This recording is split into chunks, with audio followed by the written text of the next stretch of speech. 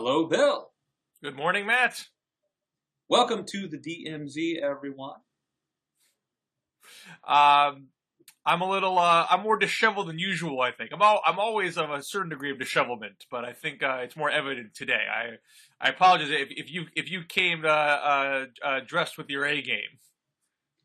Well, I got the coffee and we're doing mornings, so those are two things going in my favor. But it is good to talk to you, Bill. We weren't here last week.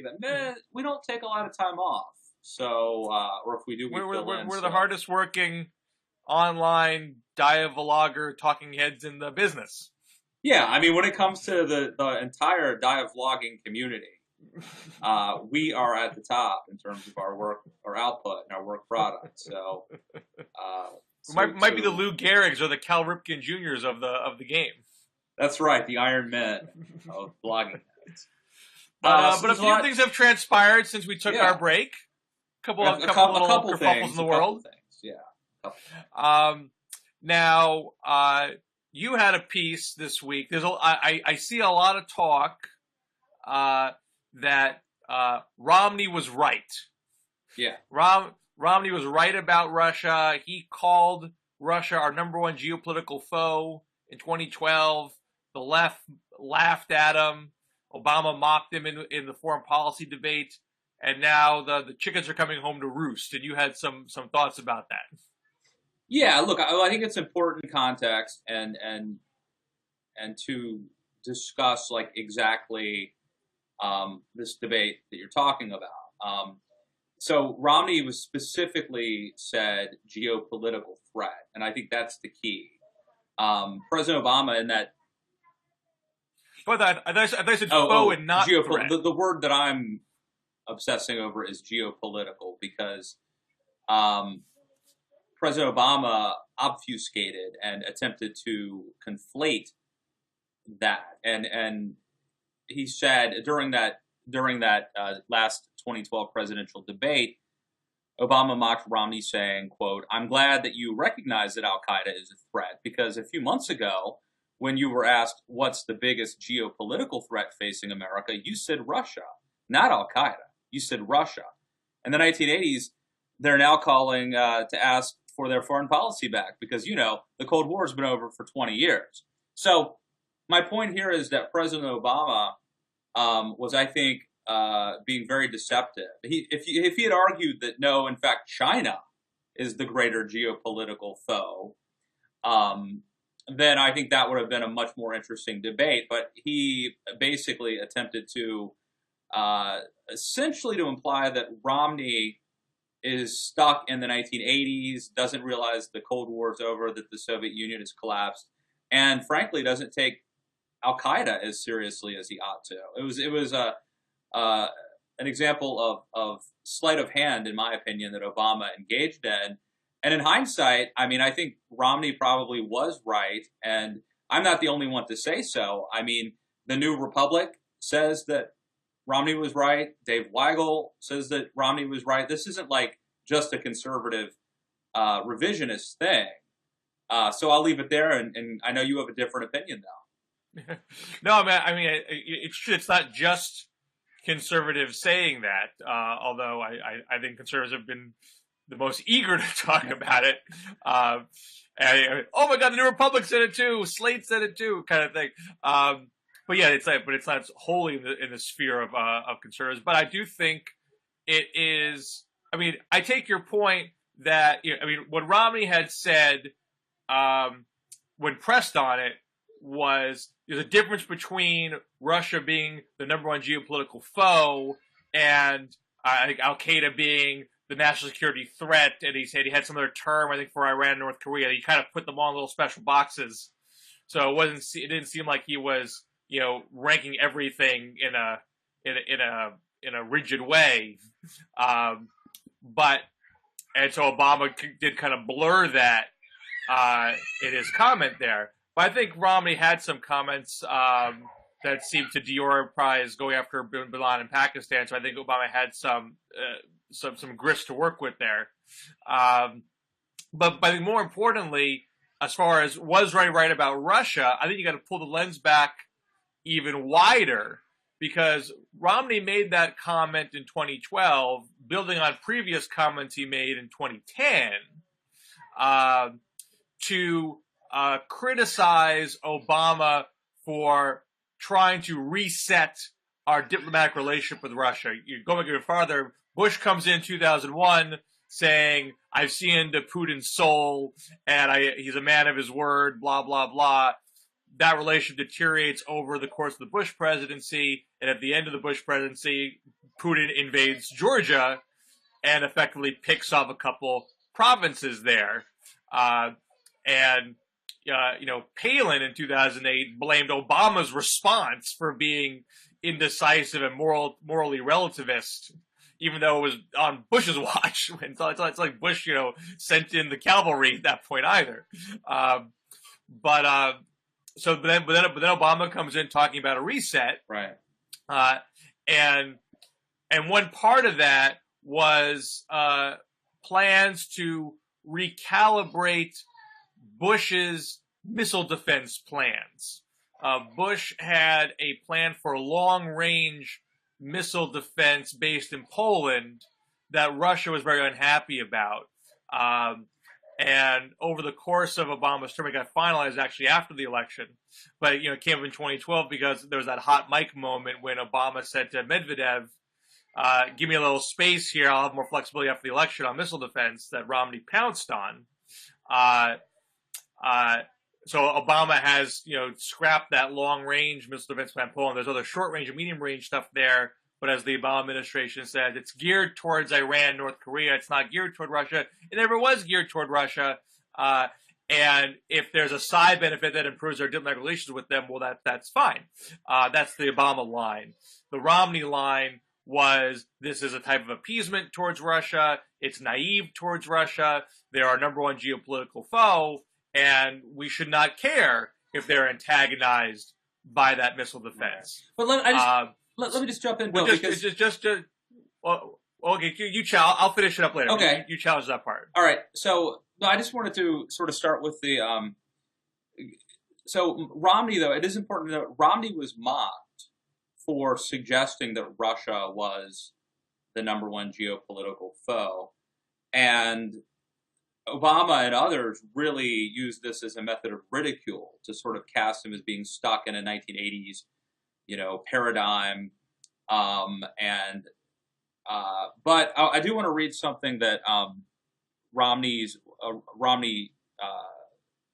I guess it's Foreign Policy Director Len He-chen said in a statement, which I think explains Romney's point much better than he did, which is, I'm quoting now, Russia's nuclear arsenal, its energy resources, its geographic position astride Europe and Asia, the veto it wields in the UN Security Council, and the creeping authoritarianism of its government make Russia a unique geopolitical problem that frustrates progress on numerous issues of vital concern to the United States. So that was in 2012. And I mean, I think, you could argue whether they're, a bigger foe than China.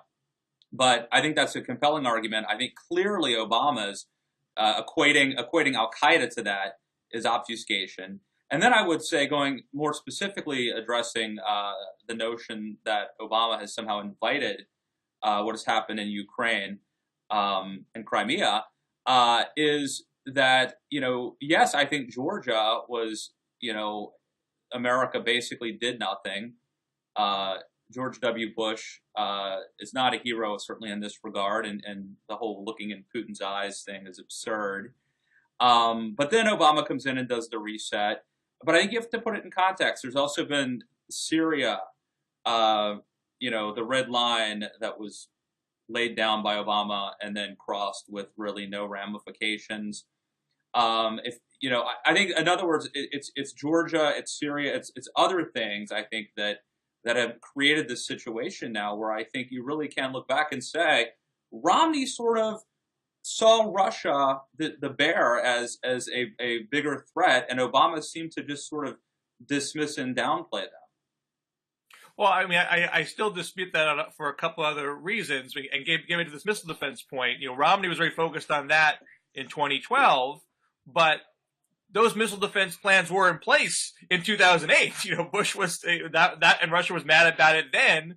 They weren't so intimidated by it that they didn't invade Georgia. They didn't care. That wasn't part of the equation, whether or not they were going to encroach Georgia's sovereignty. And so I think if Obama kept that now, it wouldn't have made a difference how Putin was going to enter into the Ukraine.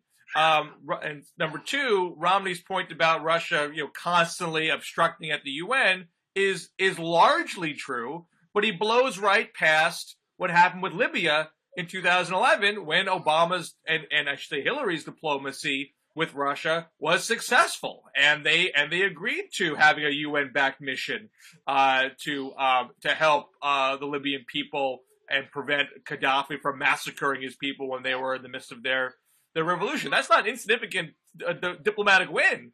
And so if Romney was treating them as the number one foe from the get-go, you never would have gotten that kind of deal. So I don't think it was wise to treat them as a foe up and down the line. I think and it doesn't mean that you have to be naive about Russia either. I don't think Obama's been soft on Russia. I don't think they've assumed Russia's the good guys in every circumstance. I think they've dealt with them in a very kind of utilitarian, cold, calculating kind of way. And the bottom line, that is the Ukraine. It's not like Obama has gone to the Ukraine saying, okay, Putin, have your way with Ukraine. Obama was actively supporting the Ukrainian people who want to get out of Russia's orbit. In fact, Russia tapped our diplomat's phone line, the famous, F the EU phone call from a month ago. That was a call about trying to get the Russian-backed government to accept a power sharing deal so they could actually economically integrate with the European Union. And when they won that fight, they actually not only ousted the president, but selected as prime minister the person that the U.S. was talking up in that leaked phone call. It was then that Putin said, okay, I gotta save face here. I'll try to take off a piece of the Ukraine. It's not like it was because Obama was rolling over. It's because Obama was getting in his face. So I just don't see the whole framework that Romney was talking about, I think, doesn't mesh with what's actually happened. I think Obama's been case by case with Russia, not soft on Russia, whereas Romney would have been, based on his rhetoric, very, very rigid and might have missed opportunities where Russia actually was helpful. So, I mean, to me, it's how you view Russia. I mean, I think we should view them incredibly skeptically. I think that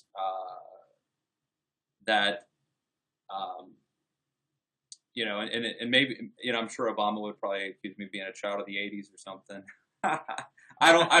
But he does view Russia skeptically. That's what, I don't think you and him disagree on that point. It's a question of how skeptical is skeptical. It's like Democrats and talking about the House Republicans. A lot of Democrats say, forget it. They'll never agree to anything. Don't even bother. You should just have a policy about campaign position and take it to the election. Where Obama says, no, I know these guys are tough customers, but if I keep pushing and pushing and pushing me, I'll get a win here and there. I mean, I think that's somewhat analogous to his approach to Russia. I'm not saying Boehner is Putin. But it's not like he just does what Russia wants to do all the time. I mean, I think Ukraine is ground zero of that. My sense is, Bill, that Obama has been wavering. He has, issues threats that are promptly ignored, and there are no repercussions, and that's a credibility problem. I think there's a lack of moral clarity, and so I think there's a leadership problem with President Obama, and I don't know if that would have or wouldn't have prevented what happened, in Ukraine or in Crimea, but I do think that Putin, I mean, the guy's a friggin' KGB colonel. I mean, the notion that, and this idea that he's like erratic now, or I mean, that's baloney. I mean, I think he's behaving exactly as you would expect a authoritarian thug, nationalist to act. I mean, and I think he sees I think he sees an Obama weakness. Now, there are some conservatives, as you know, Bill, who like admire Putin and like kind of wish. In fact, I guess Rudy Giuliani recently said some stuff on that about that. That's not the camp that I fit in, but I do think that Putin maybe exploits this lack of clarity and the fact that you can't issue warnings and say don't cross this line, and then people cross it with impunity and nothing happens to them. Well, I mean, you and I are never going to agree on this point, Yeah. but obviously, I think there is a point of debate whether the Syrian red line episode was a case of weakness or strength. Was the red line drawn and ignored, or was the red line drawn and held based on the agreement that was finally cut? Just this past week, Obama was asked about that by Jeffrey Goldberg of Bloomberg, who did an interview with him in preview of Netanyahu's visit to the U.S. and they asked about Iran. Can people take your word for what happened in Syria? And Obama was like, "What are you talking about? We drew the red line. We said that you cannot use chemical weapons with impunity. We got the deal in place, and now those weapons are being moved out. And I know there's some talk about being too slow, but Obama said it's actually working on not on a perfect timetable, but the progress is moving forward from his perspective, and he's not overly concerned about them not being moved out. Again, you can agree or disagree on that point. I would just note that from Obama's perspective, he is making the argument that what I say, what I mean, I've proved I say what I mean, and that holds not only for, say, Obama bin Laden or for Libya, but also with Syria. Okay, at minimum. Okay, but let's talk about. I do want to address Syria real quick. I mean, as you'll remember, first he, said that the line in the line in the sand, the red line, whatever. Okay, but it wasn't just that. Then John Kerry, his Secretary of State, paints this as like an existential crisis, as of a moral crusade tantamount to World War II. That this was like the Holocaust. So it's a moral imperative that we do something.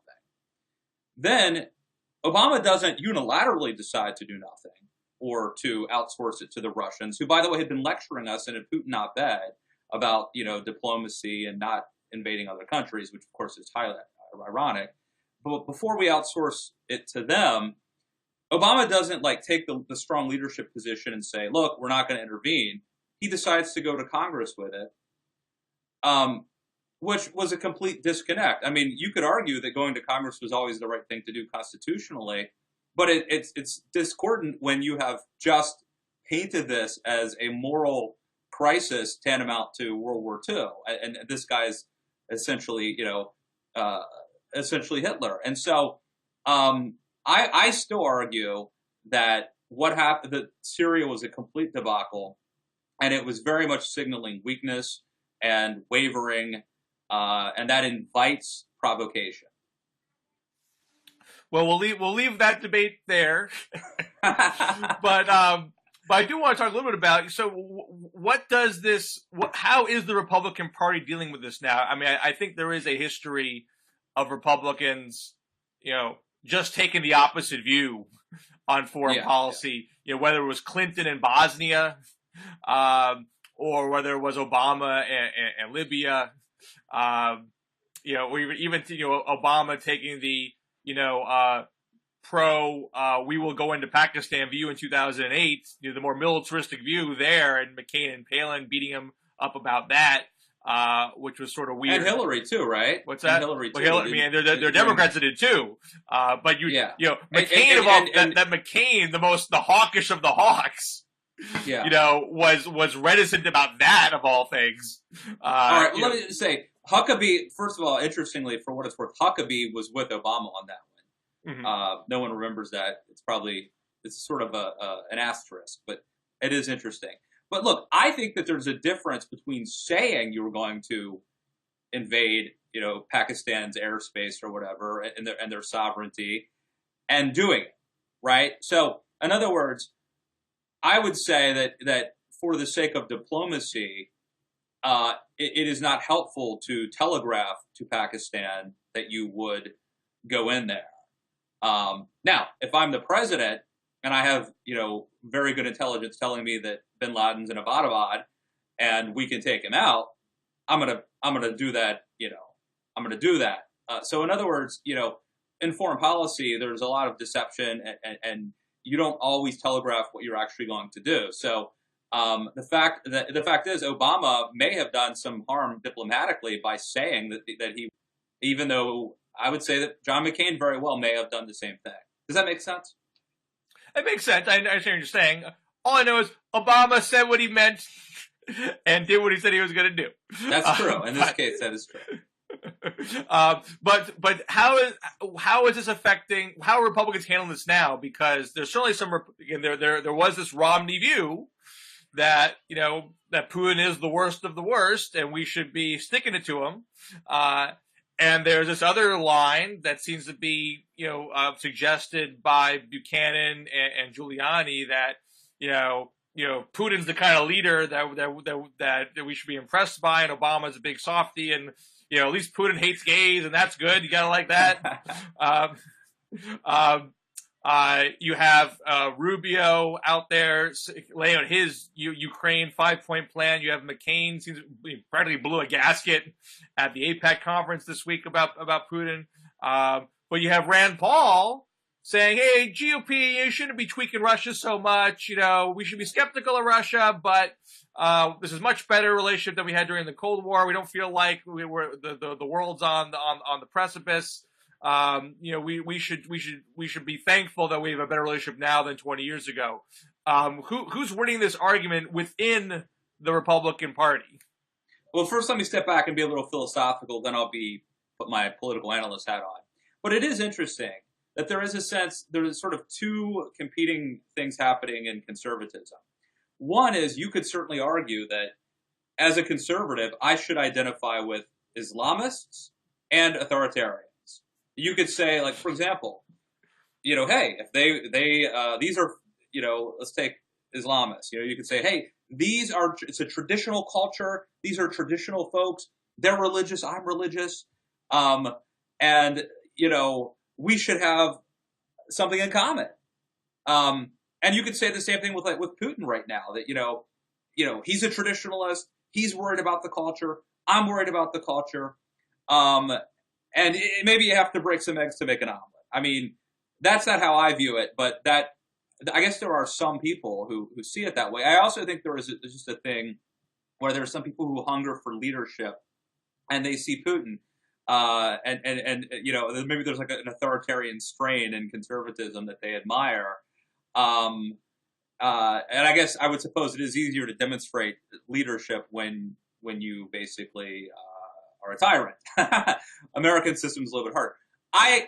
I'm of a different school, which is to say an American conservative is in many ways a different animal. And so we're the biggest foes of Islamism and of authoritarianism. And so it makes, to me, it's very consistent that you would have conservatives be the people who want to stand up to radical Islam the most, or who want to stand up to Russia the most. But I guess you could argue it either way.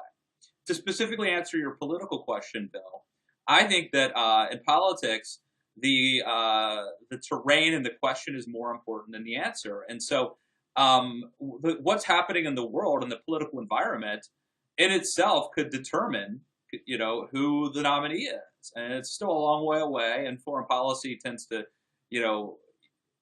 we're not talking about Syria much anymore.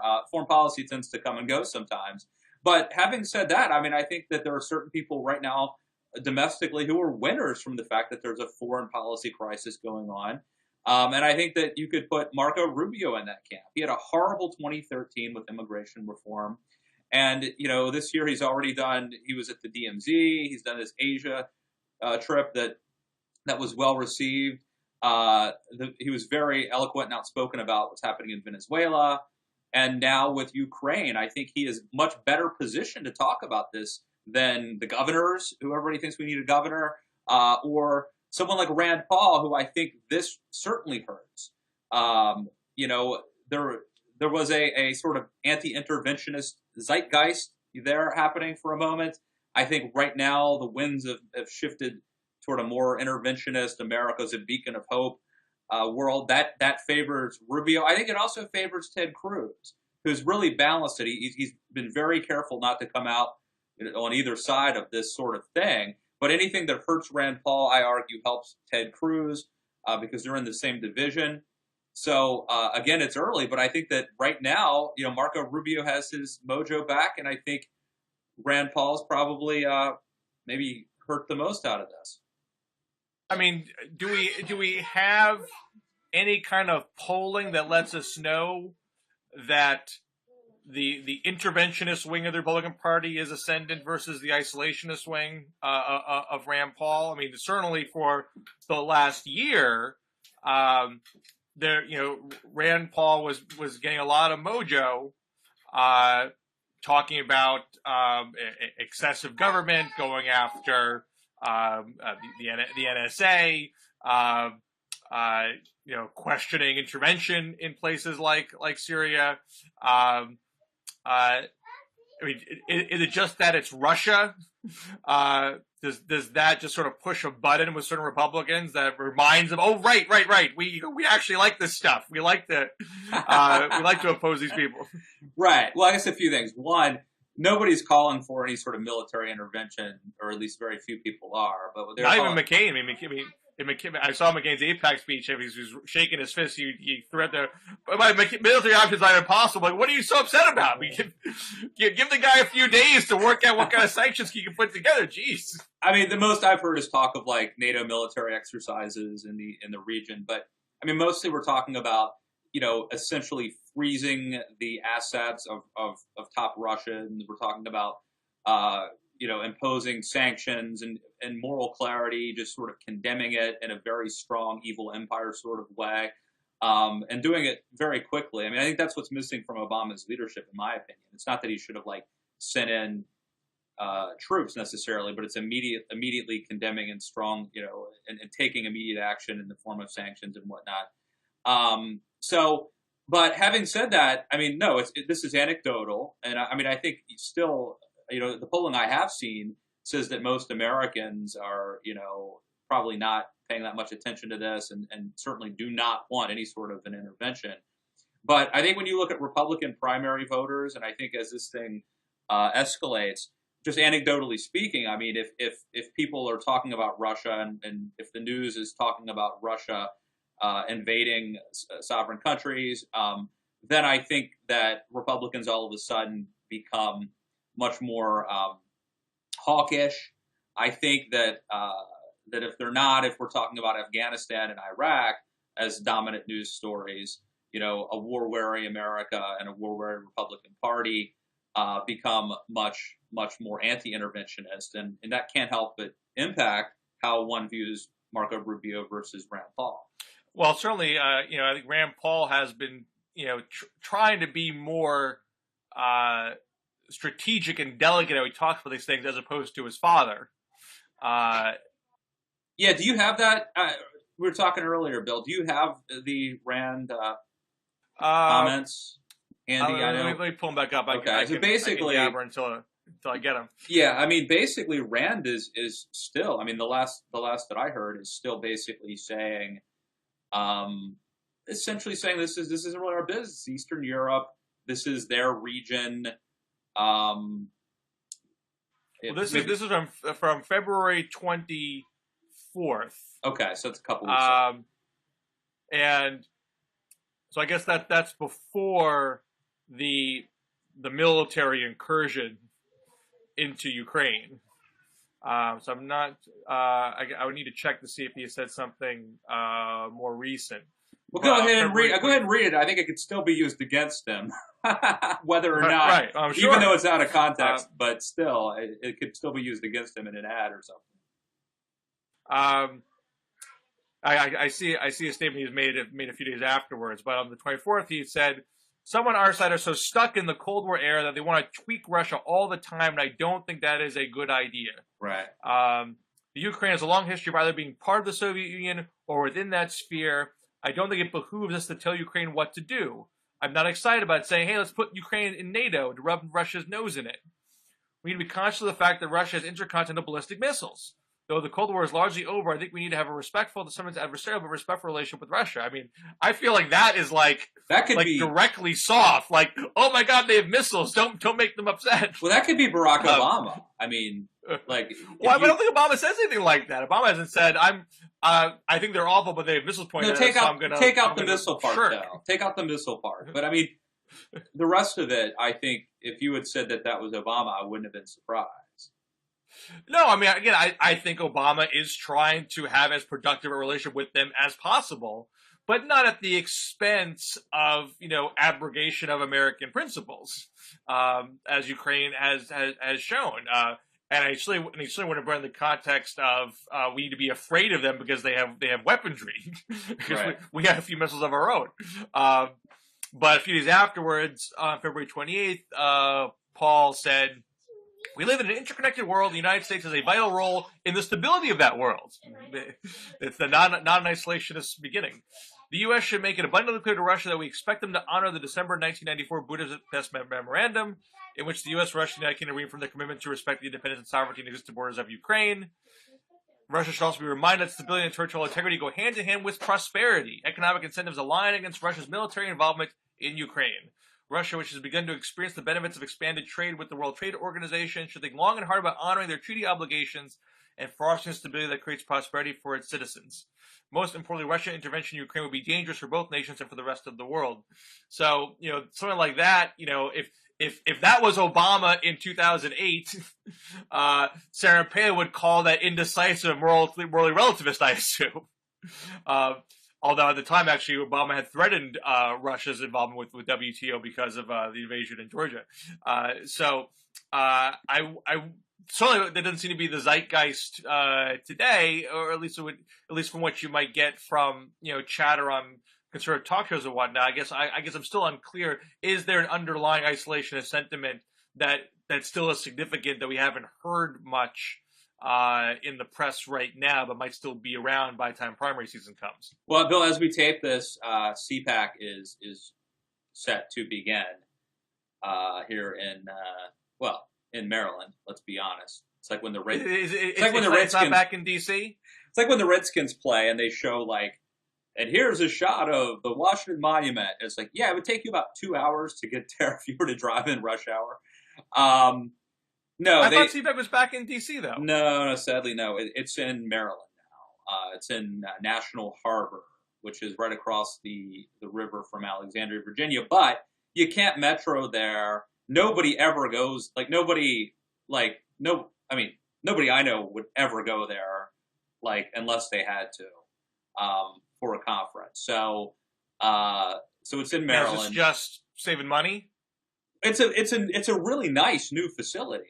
I think they probably got a better deal, but CPAC had been doing it at the Wordman Park Hotel or something, by the National Zoo, and that's sort of an old hotel, and they just the facilities were not state of the art, and so now they're doing it in a beautiful, amazing place that no one goes to, and that isn't metro. I mean, there will be shuttle buses running from Union Station, but anyway, it's not exactly convenient to get to for folks like me. But anyway, my main point is, so let's see. Here's my guess. My guess is the CPAC speeches don't tell us anything about this. I bet you it's about Obama. I bet you it's most of the applause lines or whatever are about Obamacare and stuff like that. My guess is that this has not yet become a big enough deal that it would that the shadow would sort of hang over CPAC, and that all the speeches would have to sort of comport with this being the dominant topic. Maybe I'm wrong, but my guess is that it's Obamacare and that sort of thing. Now, we had these primaries in Texas yesterday. I haven't followed it that closely, but I guess there are some folks who were deemed Tea Party, some folks who were deemed establishment, and the Tea Party folks didn't do well. And so I guess I'm going to say this is the decline of the Tea Party, yada, yada, yada, which I generally don't disagree with. I do think the Tea Party is is on the outs. But I wonder if this is really an example of that, because it's not like being a Texas establishment person is all that moderate. Right. I mean, if John Cornyn is your establishment example, is this really some sort of swing to the center here? Well, Bill, it's not even that. It's not only that Cornyn and Sessions aren't that bad as conservatives, but it's also the fact, if you look at the actual slate of candidates running, and like Railroad Commission or all these seats, very conservative candidates won. You had an example where Lieutenant Governor David Dewhurst, who was primaried by Ted Cruz, and Dewhurst ran against each other in the Senate primary 2 years ago. Dewhurst came in second. I believe he came in second. In any event, he's in a runoff and he's in dire danger. He will probably now lose, I would suspect. If the incumbent Lieutenant Governor Dewhurst is in a runoff, it probably does not bode well. Remember, he actually had more votes by a pretty good margin than Ted Cruz in the Senate primary, but he didn't get 50%. It went to a runoff, and Cruz trounced him. So I suspect that the history will repeat itself. You also had incumbent Ralph Hall, who is a conservative congressman, but he's 90 years old, forced into a runoff by, I think it was sort of a conservative talk radio guy who, maybe I'm getting it wrong. But anyway, by a conservative who had a lot of money. So in any event, to cast this as a win for the establishment over the Tea Party would be facile. Having said that, there were two marquee races which were nationalized, which got a lot of attention. And in both those cases, the Tea Party candidate ended up looking horrible. The first you mentioned was John Cornyn's victory over Congressman Steve Stockman, who ran a bizarre campaign. The other was Congressman Pete Sessions' victory over Tea Party leader named, Katrina Pearson. And Katrina Pearson was actually endorsed by Sarah Palin and by Ted Cruz's father, Raphael Cruz. And she got trounced. During the race, it came out that she had been arrested years ago for shoplifting. It also came out that she had, while working for Ted Cruz, she had received unemployment benefits just a couple years ago from the state of Texas. And so these were two sort of high-profile conservative candidates, one of them a congressman, one of them endorsed by Sarah Palin, who ran against more establishment Republicans who were trounced. And so because these were the marquee races, it's pretty easy to sort of label this as the Empire Strikes Back.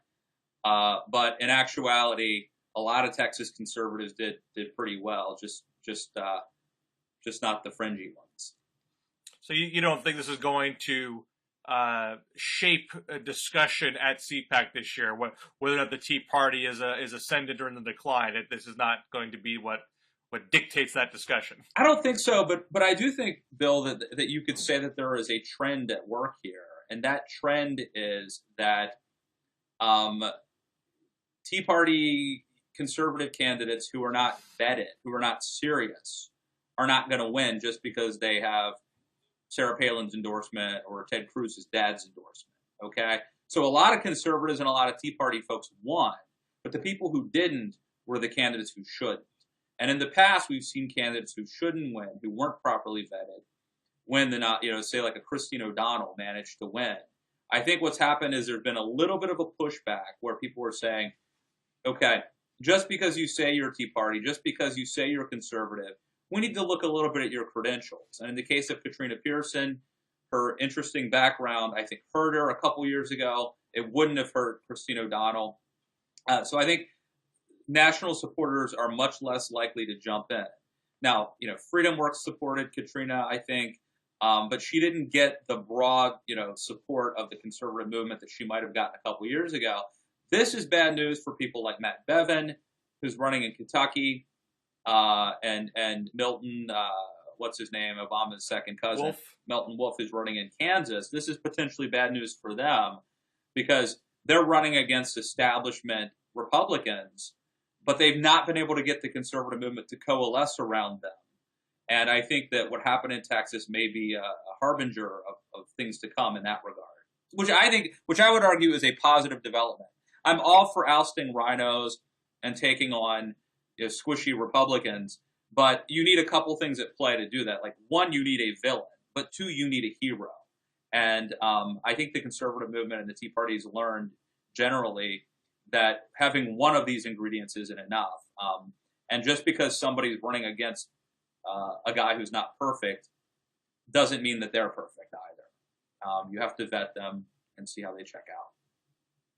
So, as you go to CPAC tomorrow, are there things that you're looking for? Are you trying to, gauge the temperature of the conservative movement? Are there certain internal debates you want to see try to get resolved there?